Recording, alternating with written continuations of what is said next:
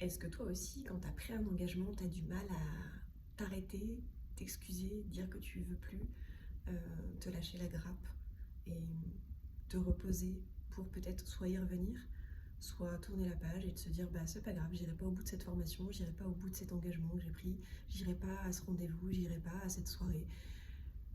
C'est difficile pour toi d'annuler ou t'es du genre à tout le temps annuler en fait? Peut-être par fuite, par stratégie d'évitement. Est-ce que tu préviens les gens? Est-ce que tu te mets à la place de celui qui organise? Est-ce que... En fait, il y a plein de questions à se poser. C'est-à-dire que où s'arrête ta liberté de dire stop sans entraver ce qui se passe chez l'autre et sans prendre la responsabilité de l'émotionnel et de l'inconfort que ça crée chez les autres. Est-ce que tu veux que cette année, tu t'autorises à être qui tu es à chaque instant et plus anticiper ou plus regretter? Donc soit tu anticipes et tu stresses, tu es dans l'anxiété, soit tu regrettes et tu es dans la culpabilité. Toutes ces émotions-là, ce ne sont que des illusions de ton mental.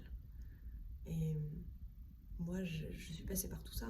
Si j'en parle aujourd'hui assez facilement, c'est que j'ai compris mon fonctionnement et que j'ai compris comment aller remédier à tout ça pour avoir une vie beaucoup plus épanouie chaque jour, dans la joie, dans la vitalité. Parce que si tu ne changes pas tes habitudes, tu continues à attirer à toi les mêmes genres de situations. Donc, moi je t'aide à changer tes habitudes au niveau de l'hygiène de vie, comme au niveau de l'hygiène mentale, l'hygiène émotionnelle, l'hygiène énergétique et l'hygiène spirituelle évidemment, qui va venir couronner le tout. Alors là, on est sur un programme 21 jours pour harmoniser ses chakras, donc c'est harmoniser ses centres énergétiques. Ensuite, en février, on vient travailler l'auto-soin, le contact avec soi-même, le toucher, et on reste en lien aussi avec la médecine chinoise qui me tient à cœur.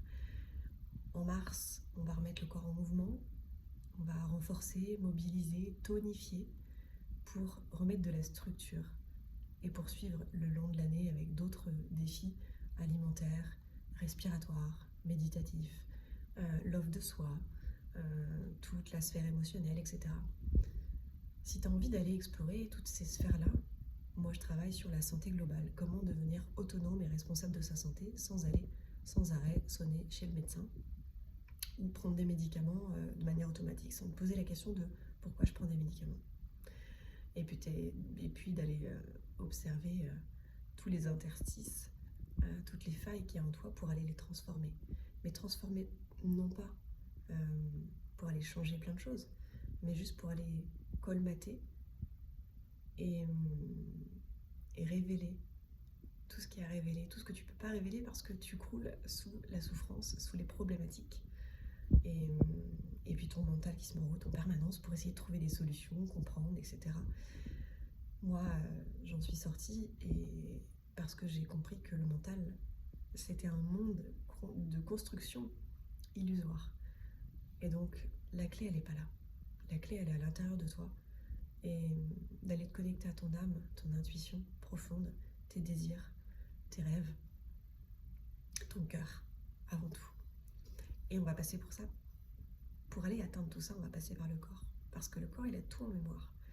Et donc, dans l'idée, c'est pas d'aller rajouter des choses, c'est d'aller en enlever. Donc, si tu as envie qu'on se mette en contact, tu sais où me trouver.